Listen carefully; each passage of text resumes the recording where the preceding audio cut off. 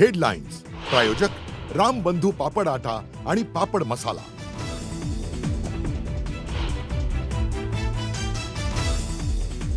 बारामतीत डीजीसीएच्या अधिकाऱ्यांकडून तपास। विमानतळावरील धावपट्टी तांत्रिकदृष्ट्या सक्षम आहे का याची चाचपणी सुरू।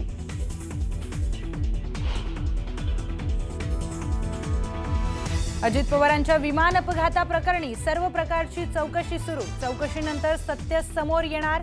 रोहित पवारांनी उपस्थित केलेल्या प्रश्नांवर मुख्यमंत्र्यांचं उत्तर।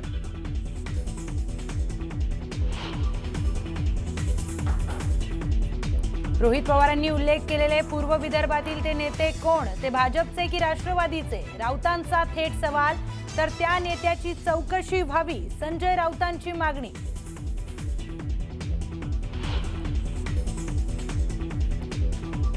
बारामती विमान दुर्घटनेत मृत्यू झालेल्या पिंकी माळीच्या वडिलांचा गंभीर आरोप। हा अपघात नाही तर घातपातच। ऐनवेळी अजित पवारांचं विमान बदलल्याचाही आरोप।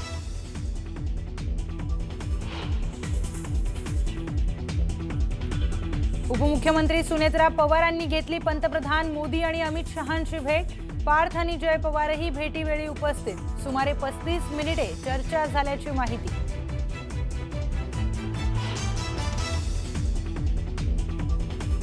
मुंबईच्या महापौरपदी भाजपच्या रितू तावडे तर उपमहापौरपदी संजय घाडी विराजमान।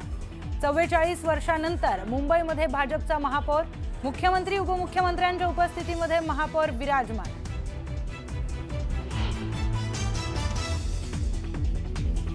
राज ठाकरे हे नरेंद्र मोदींना जास्त घाबरले। मोदींना इतकं घाबरण्याची गरज नाही। माजी राज्यपाल भगतसिंग कोश्यारींनी राज ठाकरेंना डिवचलं।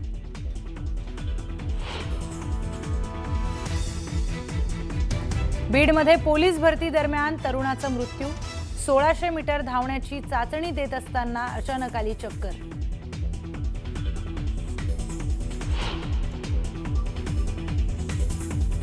आणि जालन्यामध्ये इंग्रजीच्या पेपर दरम्यान केंद्राबाहेरून विद्यार्थ्यांना पुरवण्यात आली कॉपी। प्रशासनाकडून कॉपी प्रकरणाची गंभीर दखल। 4 शिक्षकांना निलंबित करण्याचे आदेश।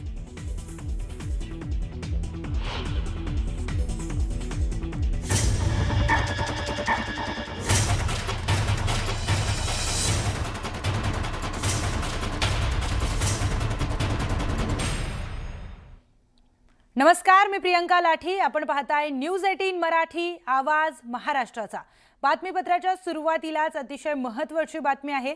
दिवंगत उपमुख्यमंत्री अजित पवारांच्या विमान अपघाताची चौकशी एका युरोपियन संस्थेकडून केली जाणार होती। मात्र हवाई वाहतुकीची जाणकारी असलेल्या एका बड्या नेत्यानं ही चौकशी रोखल्याचा मोठा आरोप रोहित पवारांनी केलाय। दिल्लीमध्ये रोहित पवारांची पत्रकार परिषद झाली। यावेळी त्यांनी हा मोठा आरोप केलाय। दरम्यान कालच्या मुंबईतील पत्रकार परिषदेमध्ये रोहित पवारांनी अजित पवारांच्या अपघाताबाबत गंभीर आरोप केले होते। यावेळीही त्यांनी युरोपियन आणि अमेरिकन संस्थांकडून चौकशी करण्यात यावी अशी मागणी केलेली होती। कल जब मेरा प्रेजेंटेशन हुआ था, ये इन्फॉर्मेशन कल मैंने नहीं दी थी, लेकिन कल कुछ बहुत सारे सीनियर जो पत्रकार है जो एविएशन सेक्टर हैंडल करते हैं, उन्होंने मुझे बोला कि ये विषय जो रिपोर्ट है वो यूरोपियन एजेंसी को डीजीसीए के माध्यम से कुछ दिन पहले देने वाले, कुछ मतलब 15-20 दिन पहले देने वाले थे, लेकिन एक व्यक्ति ने उसको जानबूझ के रुकाया। वो व्यक्ति कौन, ये आगे जाके शायद हमको पता चले, लेकिन that person is a political person, that too experience in aviation. तर अजित पवार यांचा मृतदेह जास्त फुगला होता। डॉक्टरांच्या सांगण्यानुसार दादांचा मृतदेह असामान्य होता असा नवा आणि गंभीर आरोप रोहित पवारांनी दिल्लीतल्या पत्रकार परिषदेमध्ये केलाय। काल पत्रकार परिषदेमध्ये घातपाताचा आरोप रोहित पवार यांच्याकडून करण्यात आलेला। आज अमित शहांच्या भेटीची वेळ मागितलेली आहे असं देखील रोहित पवार म्हणाले।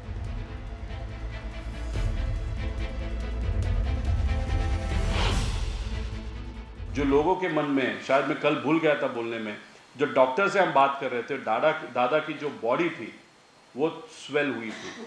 मैंने पूछा ये आग जब हम एक्सपीरियंस करते तो स्वेल होती है क्या? उन्होंने कहा हाँ स्वेल बॉडी होती है, लेकिन अजित दादा की बॉडी ये अब नॉर्मली ज़्यादा स्वेल हुई थी, वो क्यों हुई थी वो भी देखने की वहाँ पे ज़रूरत है।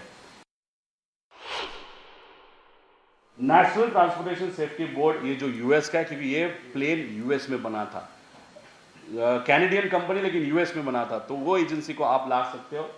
फ्रांस की जो एजेंसी है उसको भी आप इन्वॉल्व कर सकते हो, जो सिविल एविएशन सेफ्टी फ्रांस, उसी के साथ यूके भी AAIB एजेंसी है, वो भी इसमें से 2 एजेंसी कंपल्सरीली सीआईडी के साथ, सीबीआई के साथ, DGCA के साथ, ये तीनों में से 2 कंपनी इन्वॉल्व होनी चाहिए, ऐसी मांग वहाँ पे फैमिली और लोगों के तरफ से वहाँ पे मैं यहाँ पे कर रहा हूँ। आगे आज दिल्ली आने का कारण, कल दोपहर शाम को सुप्रिया ताई जो हमारी आंट है, वो MP है, हमारे पक्ष के नेता है, उन्होंने अमित जी शाह साहब का टाइम मेरे बिहाफ वहाँ पे मांगा है। 4-5 बजे तक हम यहाँ पे वेट करेंगे। तर अजित पवारांच्या विमान अपघाताच्या नंतर रोहित पवारांनी पत्रकार परिषदेमध्ये शंका उपस्थित केली आहे। यावर आता मुख्यमंत्री देवेंद्र फडणवीसांनी आपलं स्पष्टीकरण दिलंय।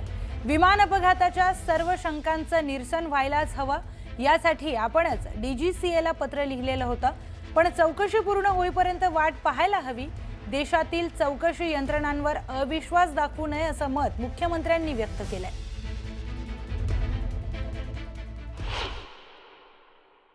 जी काही चौकशी चालली आहे ती पूर्ण न होता आपण जर तर्कवितर्क केले तर त्यातनं लोकांच्या मनामध्ये वेगवेगळे कन्फ्युजन्स तयार होतात।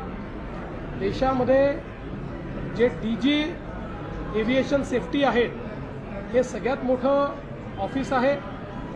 देशात आजपर्यंत झालेल्या सगळ्या अपघातांमध्ये त्यांनीच इन्व्हेस्टिगेशन केलेलं आहे।